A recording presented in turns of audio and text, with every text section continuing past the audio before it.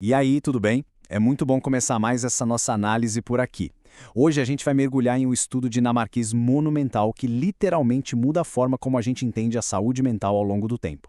Sabe aquela ideia super comum de que depois que você recebe um diagnóstico psiquiátrico, a sua história clínica está cravada em pedra, como se fosse um carimbo definitivo para a vida toda?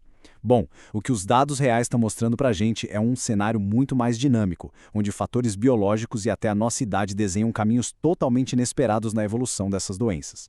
Então, a grande pergunta que vai guiar nossa exploração de hoje é justamente essa. Será que um diagnóstico de saúde mental é de fato um rótulo permanente e imutável? Olha, por muito tempo, como a gente não tinha acesso a dados populacionais tão massivos assim, era fácil presumir que sim. Se alguém era diagnosticado com ansiedade, a lógica era de que seria tratado exclusivamente para a ansiedade a vida inteira. Mas a ciência de dados em larga escala chegou com os dois pés na porta para quebrar esse mito. A realidade é que os transtornos mentais têm trajetórias em constante movimento e transformação. E para a gente entender tudo isso direitinho, nossa rota hoje é super clara. A gente vai passar pela jornada da saúde mental, analisar esse estudo nacional transdiagnóstico, rastrear essas mudanças de diagnóstico e depois vamos ver o impacto do fator idade e da divisão por sexo. Por fim, vamos fechar com o mais importante: como planejar um cuidado preventivo melhor. Começando pelo ponto 1, a jornada da saúde mental. E olha, o principal recado aqui é que passar por múltiplos episódios de doenças mentais é incrivelmente comum. E não estamos falando só daquela recaída de um mesmo problema não, tá? Muitas vezes é o desenvolvimento de transtornos totalmente novos ou doenças que caminham juntas ao longo dos anos. A nossa mente definitivamente não é uma via de mão única. E para provar que o buraco é mais embaixo, a gente precisa de dados impecáveis. Olha só esse número astronômico: 2,1 milhões. Esse é o total de pessoas ano que foram acompanhadas nesse estudo da Dinamarca. Para colocar em perspectiva, essa métrica combina a quantidade de pessoas com o tempo total que elas foram observadas. Um acompanhamento gigantesco assim dá uma credibilidade monumental para a pesquisa. Não é só um grupinho pequeno num consultório, a gente está falando do acompanhamento prolongado de uma nação inteira. Mas antes da gente avançar, é essencial deixar bem claro o conceito central da nossa conversa. O que é exatamente essa mudança de diagnóstico? Basicamente é o seguinte: é quando a pessoa recebe um diagnóstico de saúde mental no momento posterior, que é diferente daquele primeiro diagnóstico que ela recebeu quando entrou no sistema de saúde. Entender isso é a chave para a gente sacar como as pessoas vão navegando de uma condição para outra ao longo da vida.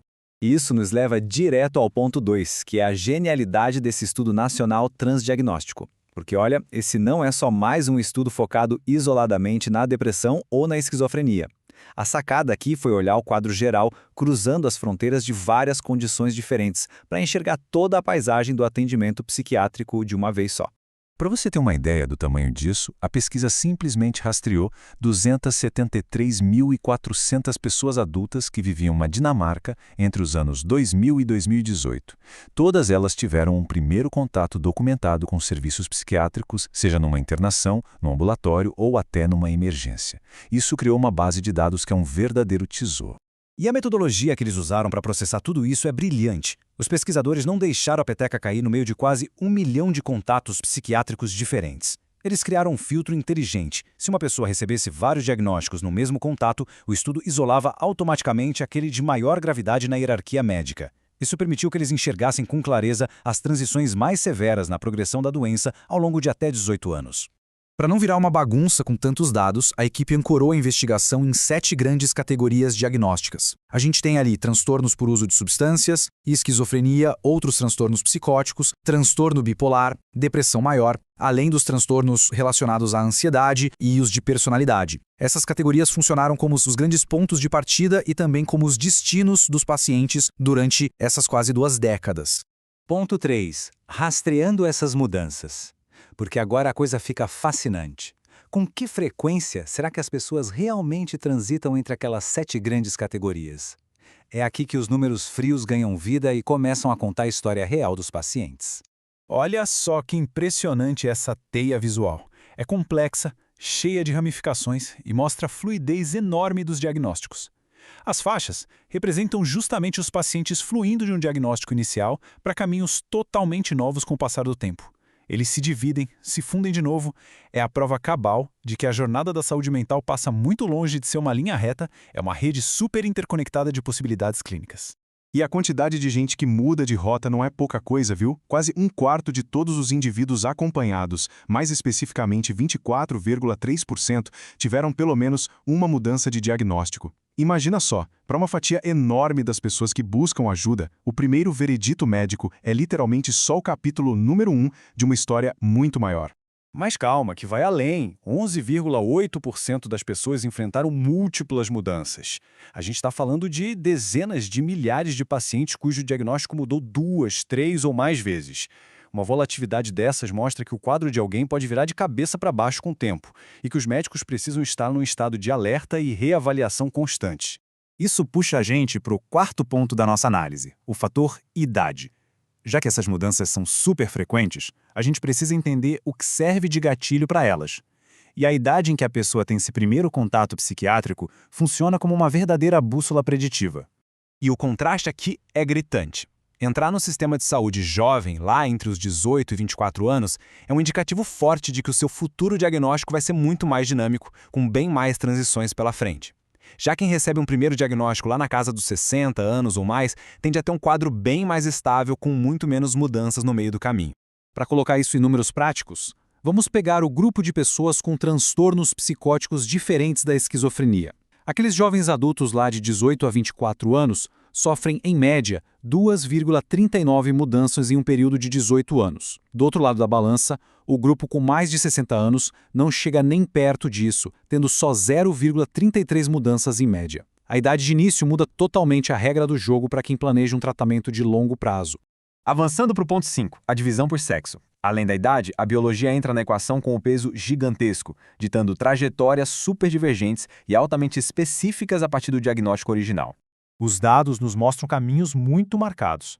Os homens, por exemplo, tiveram um risco absoluto muito maior de migrar o diagnóstico para transtornos por uso de substâncias ou para o espectro da esquizofrenia.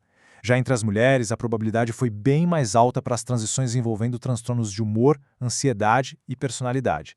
E é bom lembrar, a gente está olhando para isso de forma totalmente neutra. Esses são os padrões brutos de progressão que o sistema de saúde capturou, pura e simplesmente.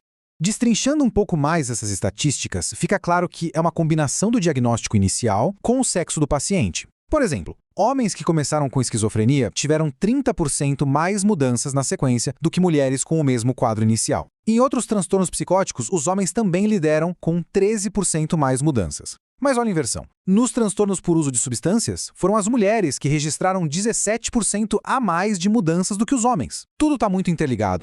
E aí a gente chega no nosso sexto e último ponto, planejando um cuidado preventivo melhor. Afinal, para que serve processar essa montanha colossal de dados se não for para causar um impacto no mundo real, certo?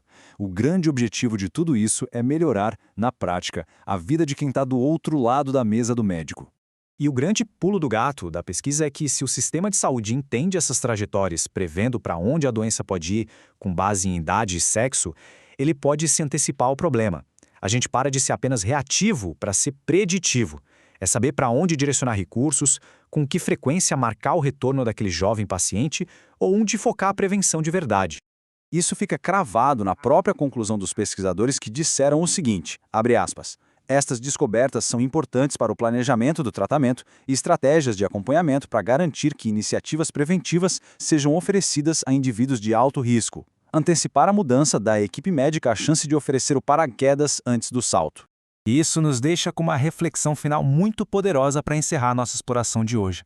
Se os dados estão provando por A mais B que um diagnóstico inicial é, na maioria das vezes, só a primeira parada de um mapa que não para de mudar, como é que os sistemas de saúde globais podem redesenhar seus tratamentos focando em toda essa viagem, e não só na estação de partida? Entender esse dinamismo é, sem sombra de dúvida, o primeiro passo para um futuro com cuidado psiquiátrico muito mais afiado, preventivo e, acima de tudo, humano. Até a próxima!